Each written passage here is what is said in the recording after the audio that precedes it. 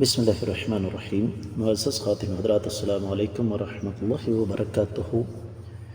کسی عورت کا حمل کسی نے گرا دیا تو اس کی دیت کیا ہے؟ یہ ہے ہمارے آج کے حدیث کے سبق کا موضوع۔ مشکوٰۃ المصابیح کتاب القصاص باب ہے دیت کا، 3489ویں حدیث کتاب میں اور چوتھی ہے باب میں۔ الفاظ اس کے یہ ہیں: وعن المغیرۃ بن شعبۃ رضی اللہ تعالی عنہ وعن المغیرۃ بن شعبۃ رضی اللہ تعالی عنہ ان امرأتین كانتا ذرتین فرمت احداهما الاخرى بحجر او عمود فسطاط فألقت جنينها فقضى رسول الله صلى الله عليه وسلم في الجنين غرة عبدا أو أمة وجعله على عصبة المرأة. هذه رواية الترمذي. وفي رواية مسلم قال ضربت امرأة ضرتها بعمود فسطاط وهي حبلى فقتلتها. قال وإحداهما لحيانية. قال فجعل رسول الله صلى الله عليه وسلم دية المقتولة على عصبة القاتلة وغرة لما في بطنها.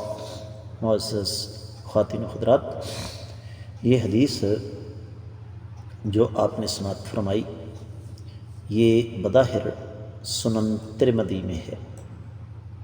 اس کا تفصیلی حوالہ میں آپ کی خدمت میں رکھنے لگا ہوں۔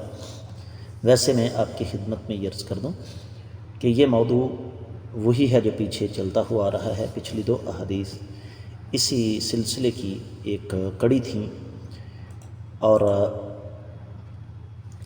یہ تیسری حدیث ہے جس کا موضوع وہی ہے جو کہ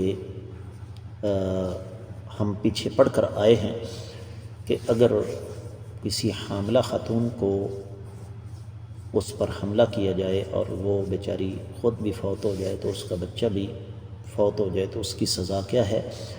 تفصیلی حوالہ نوٹ فرمائیے گا۔ سنن ترمذی کتاب الدیات 15واں باب ہے، حمل کی دیت کا بیان، 1411ویں حدیث۔ اور یہ حدیث صرف سنن ترمذی میں نہیں، صحیح مسلم میں 4393 اور 94 ہے، سنن نبی داؤد میں 4568 ہے، سنن ابن ماجہ میں 2633 ہے، سنن نسائی میں یہ روایت بہت سارے مقامات پر موجود ہے، 4825، 26، 27، 28، 29 اور 30۔ اور حدیث سند کے اعتبار سے بالکل تمام تر شکوک و شبہات سے بالا تر ہے۔ ترجمے کی طرف بڑھتے ہیں۔ سیدنا مغیرہ بن شعبہ رضی اللہ تعالیٰ عنہ راوی ہیں، فرماتے ہیں کہ دو عورتیں آپس میں سوتنیں تھیں، یعنی ایک ہی آدمی کی دونوں بیویاں تھیں۔ ان میں سے ایک نے دوسری کو پتھر یا خیمے کا بانس مارا تو اس بیچاری کا جنین یعنی پیٹ کا بچہ جو ہے وہ گر گیا۔ تو آقا علیہ الصلوۃ والسلام نے فیصلہ فرمایا کہ بچے کی دیت ایک غلام یا ایک لونڈی ہے، اور اسے اس عورت کے اسباب پر مقرر فرمایا۔ یہ ترمذی کی روایت ہے۔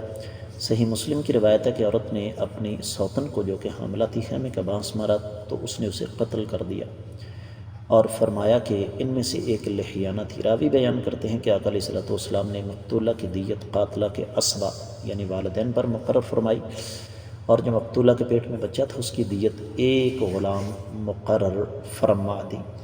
معزز خواتین و حضرات، پچھلی دونوں حدیث کی روشنی میں یہ حدیث بالکل واضح ہے، لیکن اہل علم یہ فرماتے ہیں کہ یہ قتل کی دوسری قسم ہے شبہ عمد، اور شبہ عمد وہ قتل ہوتا ہے جس میں قتل کے لیے ایسی چیزوں کا استعمال کیا جائے جن سے عام طور پر انسان قتل نہیں ہوتا، جس طرح لاٹھی اور اس جیسی دوسری چیزیں ہیں، اور اس میں دیت مغلظہ لی جاتی ہے۔ یہ 100 اونٹ ہے اور اس میں 40 حاملہ اونٹنیاں ہوتی ہیں، اور اس دیت کی ذمہ داری قاتل کے اسبا پر، والدین وغیرہ پچھلوں پر ہوتی ہے، اور یہ وہ لوگ ہیں جو باپ کی جہت سے قاتل کے قریبی یا دور کے رشتہ دار ہیں، خواہ وہ اس کے وارثین میں سے ہوں یا نہ ہوں۔ تو اس سے دو چیزیں ہمارے سامنے آئیں۔ ایک تو جو قتل ہونے والی عورت ہے اس کی دیت مکمل، جبکہ اس کے بچے کی دیت ایک لونڈی یا ایک غلام۔ میں امید کرتا ہوں کہ یہ حدیث آپ کو اچھی طرح سمجھ آ گئی ہوگی۔ اس کے ساتھ ہی آج کے حدیث کے سبق سے بھی اجازت چاہوں گا۔ السلام علیکم ورحمۃ اللہ وبرکاتہ.